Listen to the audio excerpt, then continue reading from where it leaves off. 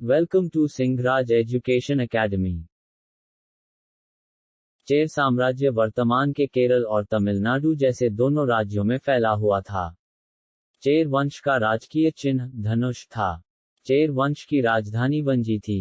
Chair साम्राज्य का पहला शासक उदयनजेरल था। चेर साम्राज्य का मुख्य बंदरगाह मुजरिस और टोंडी था। रोमन शासकों ने मुजरिस में 2 रेजिमेंट की स्थापना की थी। उन्होंने मुजरिस में ऑगस्टस का मंदिर भी बनवाया था। मुजरिस कारंगनूर के नाम से प्रसिद्ध था। चेर साम्राज्य का सबसे महान शासक शेंगुटवन या लाल चेर था, जिसने प्रसिद्ध पत्तिनी पूजा की प्रथा की शुरुआत की थी, जो सती कंगी की पूजा से संबंधित था। ये कुछ महत्वपूर्ण बातें हैं जिन्हें याद रखना बहुत ही ज्यादा जरूरी है। अब हम चेर साम्राज्य के बारे में विस्तार से चर्चा करेंगे। चेर वंश की राजधानी वंजी था। इसे केरल देश भी कहा जाता था। ऐत्रेय ब्राह्मण में उल्लिखित चेरपाद संभवत चेरों के विषय में प्रथम जानकारी देता है। इसके अतिरिक्त रामायण, महाभारत, अशोक के शिलालेख, कालिदास के रघुवंश महाकाव्य एवं संगम साहित्य से भी चेरों के बारे में जानकारी मिलता है। चेर साम्राज्य को बनावर, विल्लवर, कुट्टुवर, पौरयार, मलया आदि नामों से भी जाना जाता था। चेर राज्य आधुनिक कोंकण, मालाबार का तटीय क्षेत्र तथा उत्तरी त्रावणकोर एवं कोचीन तक विस्तृत था। चेरों का राजकीय चिन्ह धनुष था। चेर शासकों के रोम साम्राज्य के साथ भी व्यापारिक संबंध थे। चेर शासकों के समय मुजरिस को प्रमुख बंदरगाह बनाया गया था। मुजरिस बंदरगाह रोमन व्यापारियों के लिए एक प्रमुख केंद्र था। रोम शासकों ने व्यापारिक गतिविधियों की रक्षा के लिए मुजरिस बंदरगाह पर अपने 2 रेजिमेंट सेनाओं की टुकड़ी को तैनात किया था। उदयनजेरल दक्षिण भारत के चेर वंश का प्रथम शासक था। इसका शासनकाल लगभग ईस्वी सन 130 के आसपास माना जाता है। उदयनजेरल एक प्रसिद्ध चेर शासक था।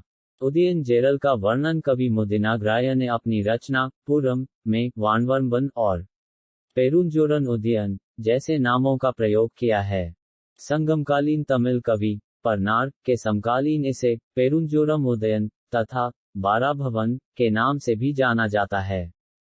उदयनजेरल ने महाभारत के युद्ध में भाग लेने वाले वीरों को भोजन कराया था, जिस वजह से उदयनजेरल को महाभोजक उदयनजेरल की उपाधि मिली। उदयनजेरल एक दयावान शासक था, जो पाकशाला चलवाता था जहां लोगों को मुफ्त में भोजन दिया जाता था। उदयनजेरल ने पत्तिनी या कंगी पूजा का आरंभ किया था। उदयनजेरल का पुत्र नेदुनजेरल आदन था। नेदुनजेरल आदन दक्षिण भारत के चेर वंश का एक वीर और प्रतापी राजा था। नेदुनजेरल आदन ने अधिराज एवं श्रमयवरंबन की उपाधियों को धारण किया था। नेदुनजेरल आदन ने अपने पड़ोसी राज्यों पर कई बड़े आक्रमण किए थे। नेदुनजेरल आदन ने चोल नरेश उरुवापघरे इलयन के विरुद्ध भी अभियान का नेतृत्व किया था, जिसमें नेदुनजेरल आदन विजय हुआ। अपने इन आक्रमणों के द्वारा उसने कुछ यवन व्यापारियों को बंदी बना लिया। कुछ समय के बाद के इन बंदियों से एक बहुत बड़ी रकम लेने के बाद इन्हें छोड़ दिया गया। नेदुनजेरल आदन ने अपना अंतिम युद्ध चोल नरेश करिकाल के विरुद्ध लड़ा था। इस युद्ध में नेदुनजेरल आदन को पराजित हुआ। अपनी इस पराजय से नेदुनजेरल आदन बहुत ही दुखी हुआ और अंदर से टूट गया। इस पराजय के फलस्वरूप नेदुनजेरल आदन ने आत्महत्या कर लिया और नेदुनजेरल आदन की पत्नी उसके साथ ही सती हो गई। नेदुनजेरल आदन की मृत्यु के बाद पल्यानेशल केलुकुट्वन ही चेर वंश के राज्य का शासक बना। पल्यानेशल केलुकुट्वन नेदुनजेरल आदन का छोटा भाई था। संगम साहित्य की जानकारी के अनुसार पल्यानेशल केलुकुट्वन ने अगप्पा दुर्ग एवं कोंगू प्रदेश को पर विजय प्राप्त किया था। पल्यानेशल केलुकुट्वन की सेना में हाथियों की संख्या सर्वाधिक थी।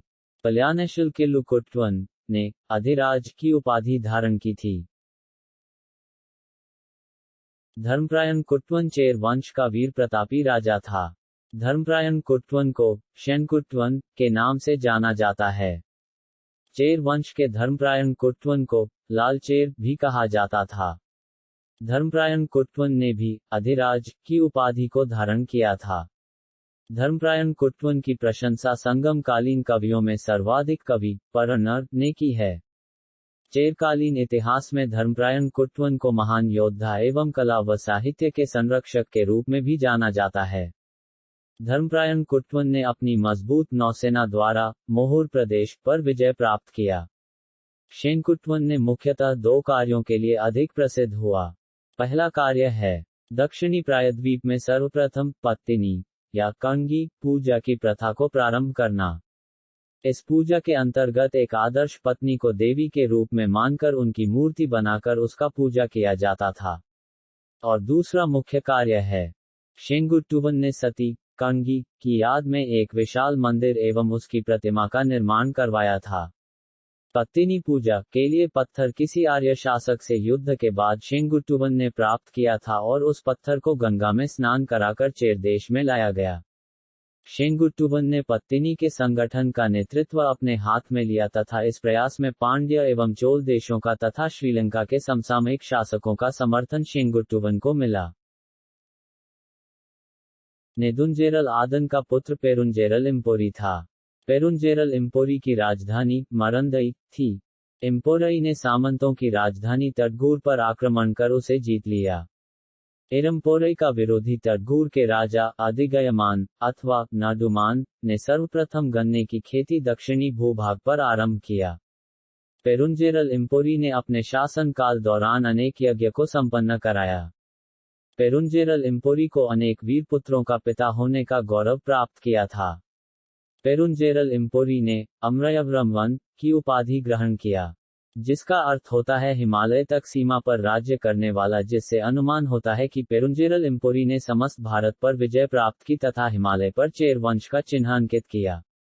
इम्पोरई के विषय में कहा जाता है कि उसने पांड्य साम्राज्य तथा चोल वंश के शासकों से युद्ध किया और बहुत सा धन अपनी राजधानी वांजी लाया। टॉलमी ने यहाँ अनेक रोमन सिक्के मिलने की बात कही है।